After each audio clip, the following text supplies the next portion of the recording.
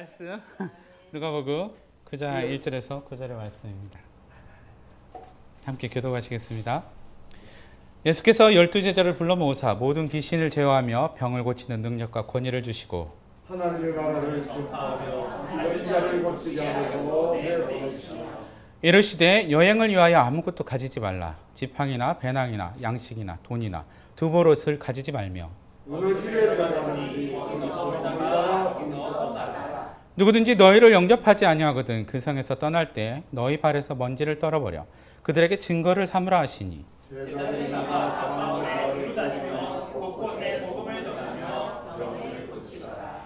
분봉왕 헤롯이 이 모든 일을 듣고 심히 당황하니 이는 어떤 사람은 요한이 죽은 자 가운데서 살아났다고도 하며 어떤 사람은 엘리야가 나타났다고 하며 어떤 사람이 예수님이라는 사람이 다시 살아났다고 하며 함께 읽겠습니다. 헤롯이 이르되 요한은 내가 목을 베었거늘 이제 이런 일이 들리니 이 사람이 누군가 하며 그를 보고자 하더라. 잠시 기도하시겠습니다.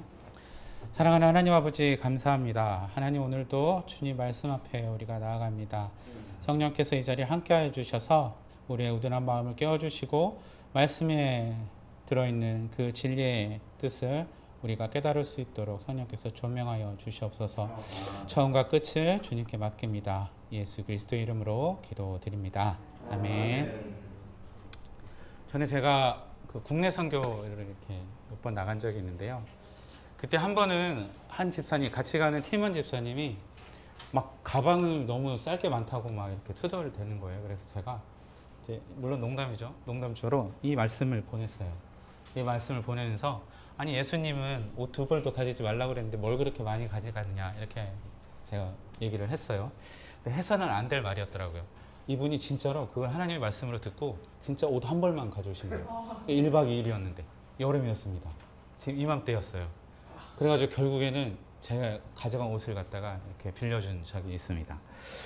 이 때로는 뭐 하나님 말씀대로 이렇게 따르는 게 사실 불가능하지는 않습니다. 하나님께서 다 가능한 일을 주셨기 때문이라고 생각을 하는데, 근데 그 본질을 놓치면 우리가 불필요한 이 수고를 할 뿐이죠. 오늘의 이야기가 우리에게 주는 교훈도 또 비슷하다고 할 수 있을 것 같습니다. 예수께서 12제자를 불러 모으시고 이 귀신을 제어하고 병을 고치는 능력과 권위를 주시고 이 제자들을 이제 파송을 하십니다. 이 예언서에 따르면 이 귀신이 나가고 앓는 자, 곧 약한 자들, 또 병든 자들이 나음을 받는 것은 종말에 있을 것이라는 그 징조라고 얘기를 합니다. 말라기와 스가랴서에서 예언하고 있듯이 이 종말에는 믿는 자들의 구원과 믿지 않는 자들의 심판이 같이 있습니다. 이방인들의 심판이 있다고 하죠. 이 유대인들의 시각에서는.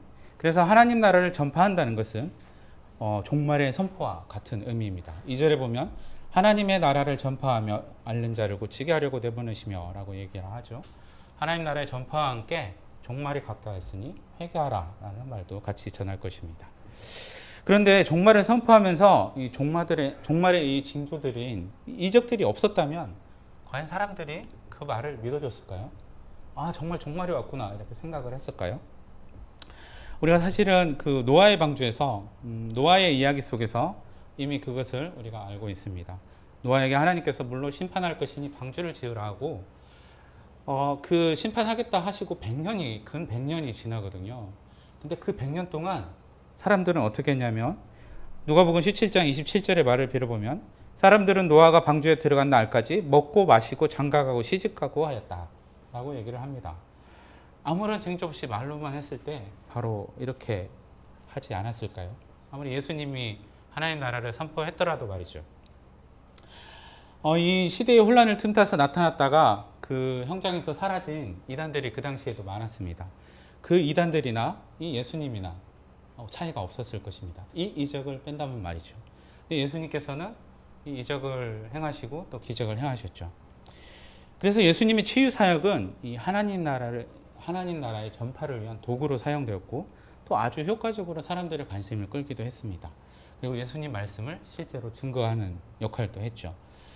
당시 복음을 들은 사람들은 다 유대인들이었기 때문에 이 구약의 말씀들을 너무나 잘 알고 있었고 또 실제로 일어나는 이 치유와 축기가 구약에서 어떤 의미가 있는지 그 종말을 의미하는지 아닌지 이런 것들에 대해서 다 알고 있었습니다. 이게 구체적인 예가 세례 요한이 죽기 전에 예수님께서 오실 리가 당신이 오니까 라고 물었을 때 예수님께서 바로 나다라고 말씀하지 않으시고 지금 된 것을 보라라고 이제 말씀을 하시죠. 그래서 이러한 일들이 일어나는 것을 가서 직접 전하라고 얘기합니다. 보다 더 확실하게 이 세례 요한은 오실 리가 바로 그분이구나 라고 생각을 했을 것입니다. 이게 바로 예수님의 치유 사역의 본질입니다. 그러나 실제 주를 따르지 않는 이들도 이 귀신을 쫓고 치유를 일으키며 사람들을 미혹하기도 한다고 합니다. 마태복음 7장 22절에서 23절의 말씀을 보면 그날에 많은 사람이 나더러 이르되 주여 주여 우리가 주의 이름으로 선지자 노릇하며 주의 이름으로 귀신을 쫓아내며 주의 이름으로 많은 권능을 행하지 아니하였나니까 이렇게 얘기한다고 합니다. 실제로 많은 이들이 이런 사람들이 있었다고 봐요. 근데 주님은 그들을 향해서 어떻게 얘기했습니까? 불법을 행하는 자들아 내게서 떠나가라 라고 말씀을 하십니다. 사랑하는 여러분, 치유는 본질이 아닙니다. 하나님 나라가 그 본질이며 치유는 그것의 한 징표일 뿐입니다. 우리는 치유라는 것에 미혹되어서 이것을 간과해서는 안 될 것입니다. 바울 같은 위대한 인물도 3번이나 기도해도 낫지 않았잖아요. 여기서 이 3번은 그냥 숫자적으로 3번을 의미하는 게 아니라 그만큼 간절하게 기도했다는 의미이기도 합니다. 그런데도 주님은 뭐라고 하셨습니까? 고린도서 12장 9절에 내 은혜가 내게 족하도다 라고 말씀을 하셨습니다. 그리고 그것은 이제 축기와 치유가 아닌 성경을 통해서 우리에게 보다 분명하게 하나님 나라가 임했다는 것을 이야기해 주고 있습니다. 이 약속된 말씀을 믿지 않고 표적과 이적을 구하는 것 또한 불신의 하나라고 얘기할 수 있을 것입니다. 간혹 성경에 기록된 것을 과학적으로 증명을 하는 사람들이 있습니다. 결국 과학 없이는 성경이 못 믿겠다는 그런 의미인지도 모르겠습니다. 물론 고고학적으로 구약의 유물들이 발굴되어서 성경의 역사성이 증명되기도 합니다. 그런데 성경은 과학적으로 증명되어야만 사실인 책이 아니죠. 성경은 성경의 저자들에게 임한 성령의 감동으로 기록된 책입니다. 우리는 그것을 기억해야겠죠. 디모데후서 3장 16절의 말씀 한번 같이 읽어볼까요? 모든 성경은 하나님의 감동으로 된 것으로 교훈과 책망과 바르게 함과 의로 교육하기에 유익하니. 만약 어떤 이가 성경을 어떻게 믿는다고 말한다면 교회 다니면서도 의심을 하거나 또는 너희들 그 성경을 어떻게 믿냐, 너희들이 적지 않았니? 라고 말한다면 그것은 이 증거와 증언의 문제가 아니죠. 바로 믿음의 문제입니다. 믿음을 가지고 있느냐 아니냐의 문제죠. 성경은 믿기 위해 읽는 책이 아니라 믿기 때문에 읽는 책입니다. 물론 성경을 먼저 읽어서 의심하는 그런 경우도 있습니다. 앞에 서 있는 저도 마찬가지지만요. 그러나 성경은 근본적으로 믿기 때문에 읽는 책입니다. 내가 믿는 예수님, 내가 믿는 성령님, 그리고 우리 하나님이 누구신지를 보다 분명하게 알기 위해서 성경을 읽습니다. 역사성과 사실성을 파내기 위해서 읽는 책이 아닙니다. 그러므로 믿음으로 읽어야 하는 책이라고 우리는 말을 하죠. 또한 성경은 성령의 감동으로 된 영적인 책입니다. 어떤 학자는 이 성경을 자기가 연구해서 깨달은 바들을 막 강의를 하기도 합니다. 실제로 교회는 나가지 않으면서 말이죠. 또 뭐 탤런트나 가수는 이걸 가지고 자기가 깨달은 것을 사람들에게 막 가르칩니다. 유튜브에 보면 나오죠. 근데 그런 것들은 어쩌면 이성적이고 논리적인 부분에 그칠 뿐더러 심지어 잘못된 길로 인도할 수도 있습니다. 영적인 책을 해석하는데 영이 아닌 육으로 접근하니 그러한 오류에 빠질 수 있는 것이죠. 우리가 맹인이 맹인을 인도하면 어떻게 된다고 그랬죠? 둘 다 넘어진다고 했습니다. 이 본질을 벗어난 수박 겉핥기식 지식만 쌓아가는 그런 성경 공부, 그것도 우리가 잘 빠지는 비본질적인 요소 중에 하나입니다. 30도구라든 100도구라든 몇 회 읽었는지가 중요한 게 아니죠. 얼마나 깊이 있게 상고했고 또 그것을 삶에서 얼마나 잘 실천하며 따르려 하는지가 더 중요한 것입니다. 초기 한국 교회에 전설적인 이야기가 있었다고 해요. 이 산상수훈을 토시 하나 안 틀리고 외운 한 교인이 있었다고 합니다. 이 선교사님이 이렇게 보고서 점잖게 타일렀다고 해요. 외우는 것도 중요하지만 실천하는 것이 더 중요합니다. 라고 말이죠. 근데 이 돌아온 그분의 답이 촌철살인이었습니다. 그분의 대답은 이러했습니다. 아무리 외우려고 애를 써도 안 돼서 한 절을 외우고 이웃을 찾아가 그대로 했더니 외워지더라 라는 것입니다. 이분은 정말로 가르침대로 행했던 거예요. 그래서 성경은 읽기만 하거나 외우는 것만이 아닌 살아내는 것입니다. 과학이 아닌 믿음으로 증명되는 책이죠. 그것이 우리에게 성경을 주신 진정한 의미이자 성경이 우리에게 주는 본질적인 의미입니다. 마을을 두루 다니며 복음을 전하고 병을 고치는 것은 예수님이 공생의 기간 동안에 하신 사역 중에 두 가지죠. 뭐였었죠? 가르치고 고치시고 전파하신 게 그 공생의 동안에 세 가지 사역 맞죠? 나머지 한 가지 이제 가르치는 것은 이 제자들이 오늘 나오지 않는 것은 가르치는 것인데 이 제자들이 직접 누군가를 가르치기에는 시간이 좀 필요했습니다. 성령께서 밝히 가르쳐 주셔서 조명해 주실 때까지 이들은 여전히 비인식 가운데 있어야 됐기 때문이죠. 주님은 그들에게 능력과 권위를 주시고 지금 당장 할 수 있는 사역들을 맡기십니다. 모든 것이 자격이 주어지고 준비된 후에야 할 수 있는 것은 아닙니다. 현재 할 수 있는 것을 하면 되는 것이죠. 중요한 것은 그 능력과 권위의 주체가 내가 아니라는 것입니다. 바로 주님께 있다는 것이죠. 전파하고 고치는 제자들의 능력은 주님으로부터 부여를 받았습니다. 주의를 함에 있어서 우리는 이 점을 깊이 생각해야 될 것 같습니다. 내 능력에 의지하고 내 능력을 바라보면 실패에 대한 두려움으로 아무것도 할 수 없구나. 실패해도 좌절하기 십상입니다. 그러나 필요한 것이 부족한 내 능력이 아니라 또 내세울 것 없는 내 권위가 아니라면 우리는 도전해 볼 수가 있습니다. 설사 내가 그걸 하고 할 만한 능력이 안 될 것 같더라도 어려울 것 같더라도 말이죠.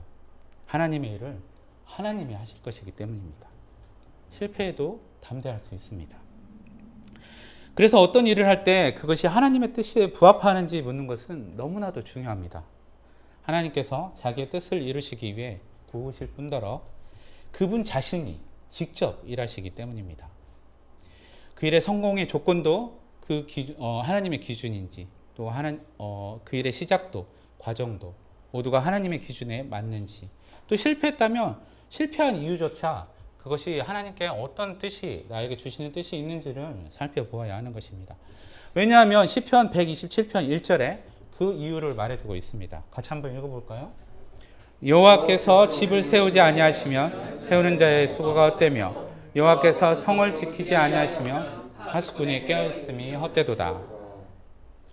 성교도 마찬가지지만 하나님의 일은 우리는 다만 동참할 뿐입니다. 우리가 그 일을 한다고 생각할 경우가 많죠. 그래서 성교도 요즘은 그 개념이 바뀌어가고 있습니다. 하나님이 성교라는 개념으로 말이죠. 이때까지는 교회가 성교를 했지만 지금 하나님의 성교에 교회는 다만 동참할 뿐이라는 사상으로 바뀌어가고 있습니다. 제가 지금 하는 이 설교도 또 여러분께서 하시는 그 섬김도 마찬가지죠. 주도권은 내가 아니라 하나님이 가지고 계십니다. 그것이 우리에게 주어진 사역의 본질입니다. 그 방법 하나하나도 하나님께 바라는 방향이 되어야 하는 것이죠. 그래서 주님도 제자들에게 세세하게 그 과정과 방법을 오늘 말씀해 주십니다. 3절과 4절의 말씀인데요. 이르시되 여행을 위하여 아무것도 가지지 말고 지팡이나 배낭이나 양식이나 돈이나 두보롯을 가지지 말며 어느 집에 들어가든지 거기서 머물다가 거기서 떠나라 라고 말씀을 하십니다. 여행을 위해서는 아무것도 가지지 말라고 말씀하시죠. 여기서 아무것이라는 것은 뒤에 쭉 나열되어 있습니다. 지팡이, 배낭, 양식, 돈, 두보롯 등 말이죠. 보통 여행 시에 이런 것들은 다 필요합니다. 호신을 위해서 지팡이도 필요하고 또 필요한 것들을 넣기 위해서 배낭도 필요합니다. 양식도 있어야 하고 돈도 있어야 합니다. 또 갈아입을 옷도 있어야 하죠. 팔레스타인이라면 최소한 우리가 사는 이곳보다는 더 덥겠죠.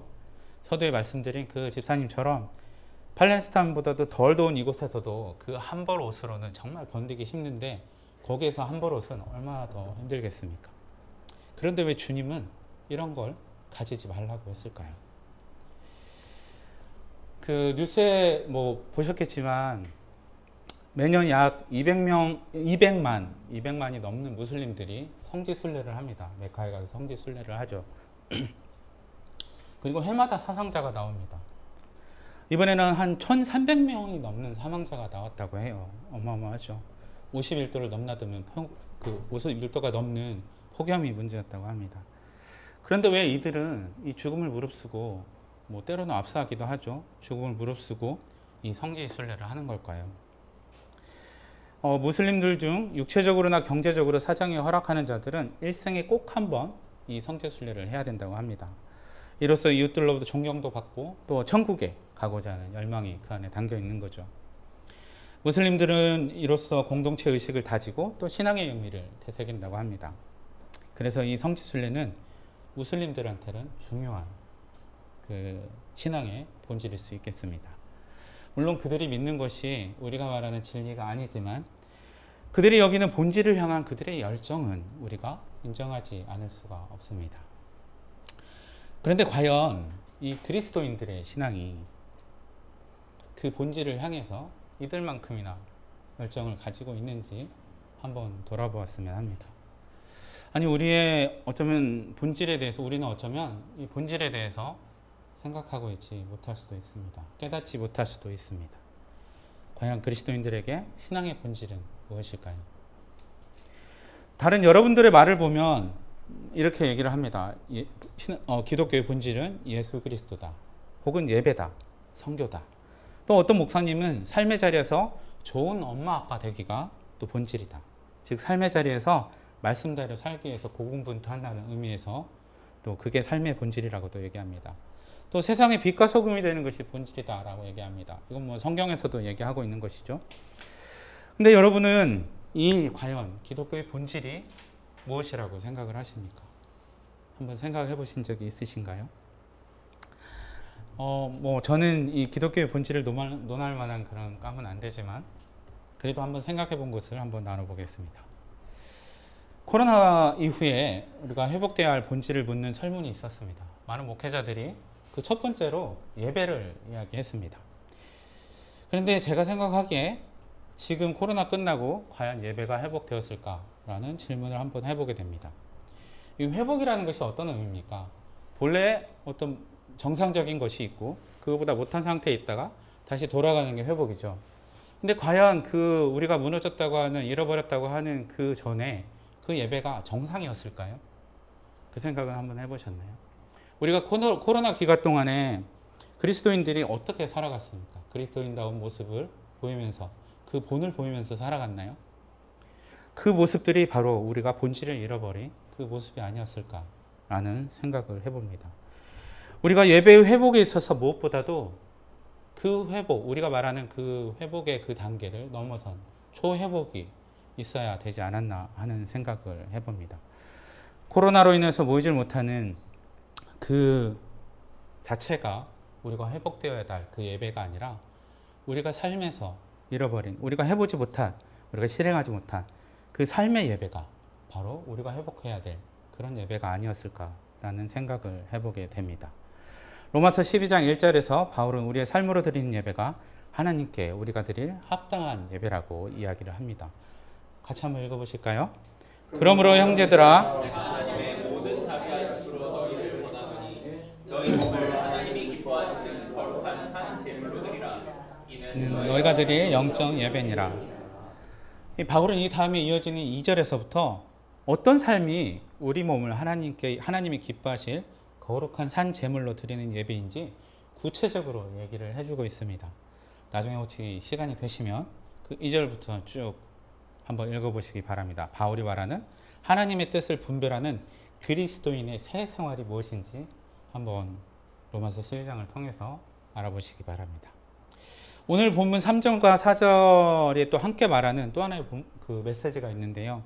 그건 다름 아닌 복음의 긴급성입니다. 복음 전파의 긴급성을 얘기하죠. 4절에서 어느 집에 들어가든지 거기서 머물다가 거기서 떠나라. 이렇게 이야기한 이유는 무엇일까요? 이 팔레스타인 이 당시의 사람들은 한번 길거리에서 만나도 이 인사만 하는데 안부 인사만 묻는데 1시간이 지났다고 합니다. 그리고 이 환대 문화 때문에 그 집에 갔을 때 어떠했을까요? 몇 날 며칠씩 환대를 할 수가 있습니다. 그럼 그거 집마다 옮길 때마다 그걸 한다고 그러면 도대체 언제 나가서 전할 수 있을까요? 그런 이유가 그 배경에 있다고도 말씀을 드릴 수가 있겠습니다. 그리고 오늘의 이 장면은 출애굽 직전에 이 유월절 밤을 연상케 합니다.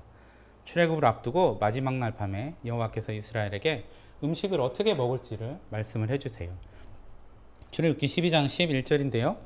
너희는 그것을 이렇게 먹을지니 허리에 띠를 띠고 발에 신을 신고 손에 지팡이를 잡고 급히 먹으라. 이것이 여호와의 유월절이니라 라고 말씀하십니다. 이 다음에 바로 심판에 대한 말씀을 바로 다음 절에서 하고 있거든요.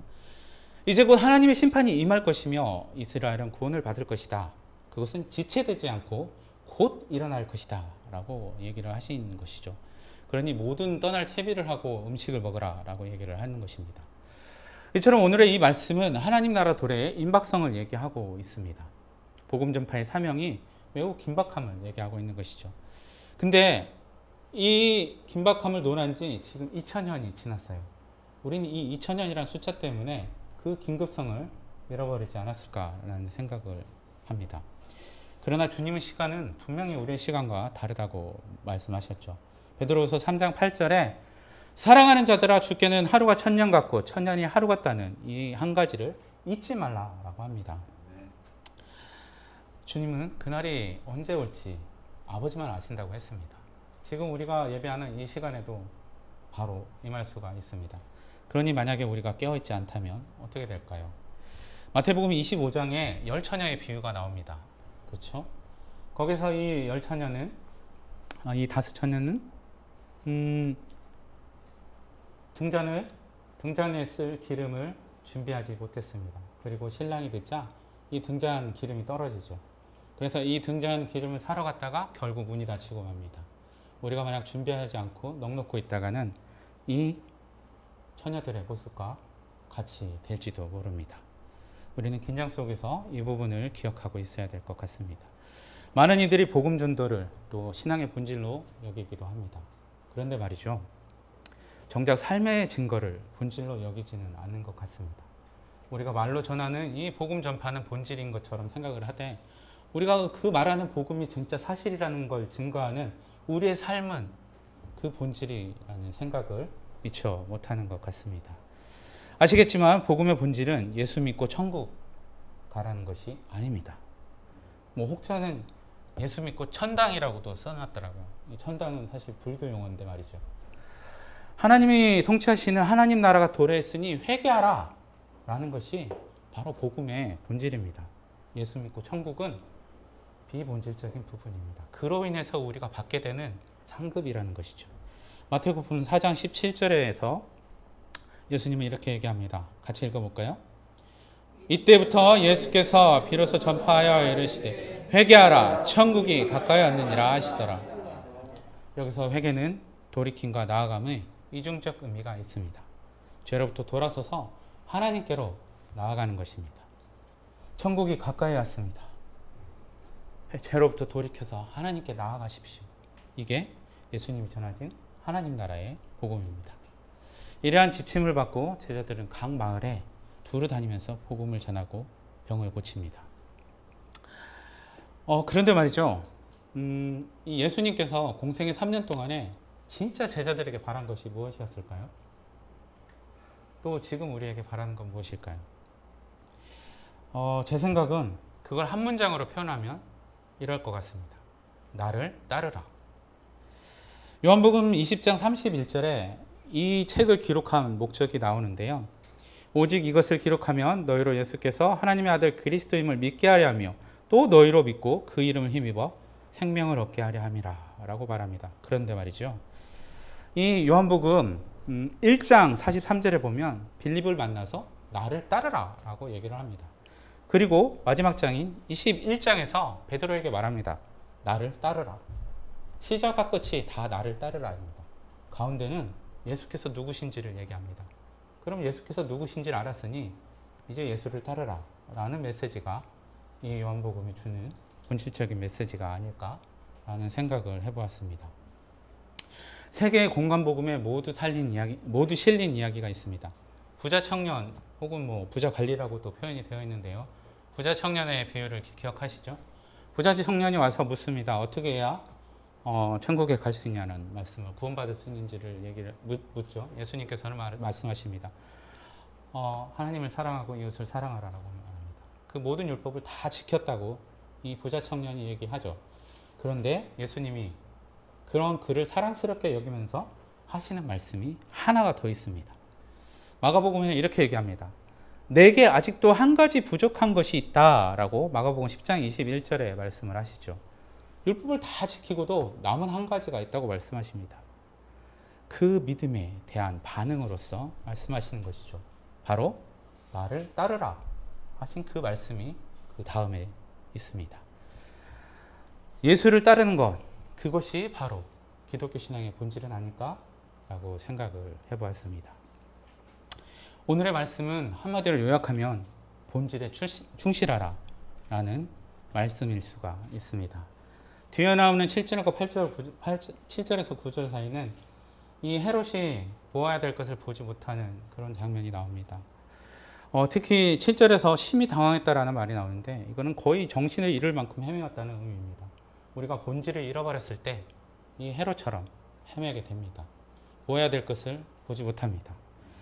우리가 본질을 잃어버렸을 때 마음의 평안까지도 잃어버리고 엉뚱한 것을 찾게 되죠.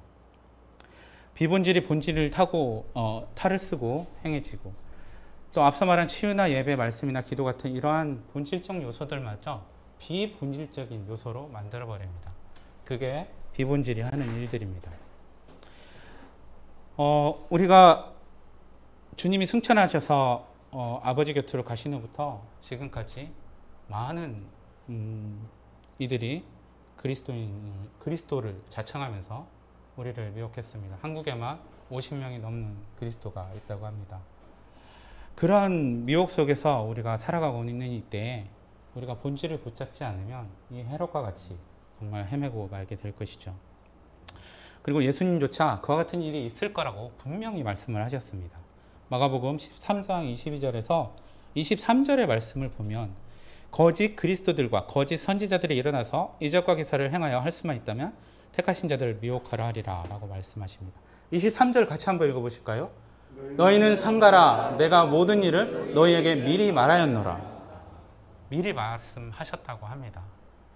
이러한 일들이 일어나지 말아야 될 것들이 아니라 일어날 수밖에 없는 종말의 현상입니다.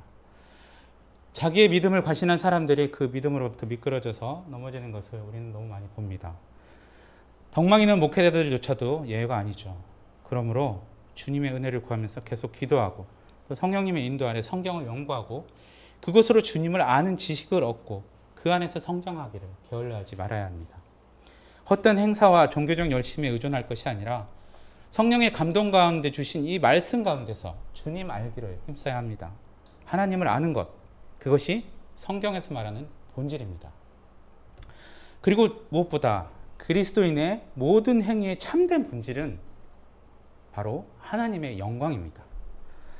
하나님을 영화롭게 하는 것과 영혼이 그를 즐거워하는 것이 바로 인간 존재의 목적이라고 웨스트민스터 신앙 고백은 말을 합니다. 그 어떤 본질도 하나님의 영광에 우선될 수는 없습니다. 하나님은 자기의 그 영광 가운데 우리를 초청하셨습니다. 우리 안에는 하나님의 형상이 있습니다. 우리는 그 형상을 닮아가는 그분의 자녀들이죠. 주의할 것은 하나님의 성품을 닮아가는 것이지 그 하나님과 같이 되어서 그분의 자리에 앉는 것이 아닙니다. 아담과 하와가 저지른 실수의 결과를 우리는 너무나도 잘 알고 있습니다. 우리가 지금 경험하고 있죠. 겪고 있죠. 하나님의 영광 가운데 하나님을 닮아가는 것, 그것 또한 우리가 추구해야 될 본질인 것입니다.